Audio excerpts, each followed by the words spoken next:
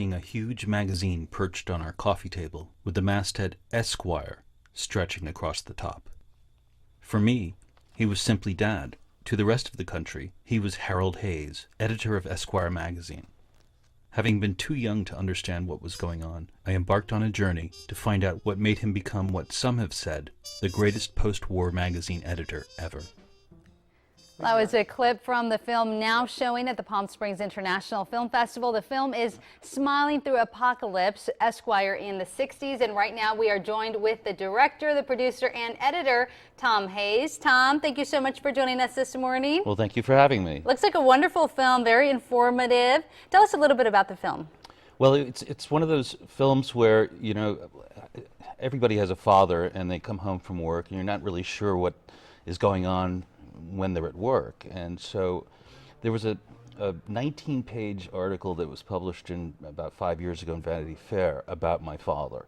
And I thought, my goodness, who gets that after being dead for 18 years?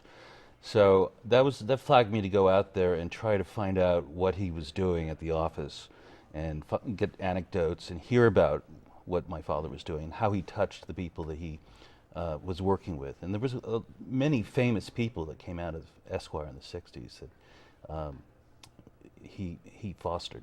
Now, as you mentioned, he was your father, but he was actually so much more than that, really made some big contributions to journalism. Tell us a little bit about his contributions.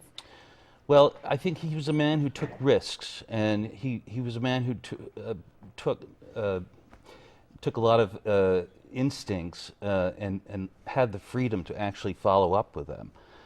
There was no market research to decide this was going to work or that was going to work. And he sent Gay Talese to California to interview Frank Sinatra, and Frank Sinatra wouldn't be interviewed. So he said, well, stay out there and see what you can come up with. So Gay Talese was out there for weeks without interviewing Frank Sinatra, and out came one of the greatest articles ever in magazines called Frank Sinatra Has a Cold. Wow. Wonderful. And the Palm Springs International Film Festival is a great, just wonderful film festival, and it means a lot to your film. Tell us a little bit about what's next for your film. Well, the Palm Springs Festival is an incredible place to have the world premiere because it allows you to not be buried by all the big studios coming in, racing to pick up these movies. It allows, I think, for a much more qualitative audience. And so I'm really grateful that I've been able to do that.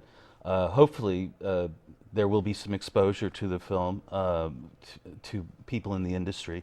The film yet still has distribution to have, and I'm hoping distributors will see the potential and take it out to a wider audience. Well, good luck with that. We hope that you will find a distributor because it is a very informative film and looks wonderful. And now, if you want to go check out Smiling Through the Apocalypse, Esquire in the 60s, it screens today. That's at 2:30 p.m. You're going to be there for Q&A.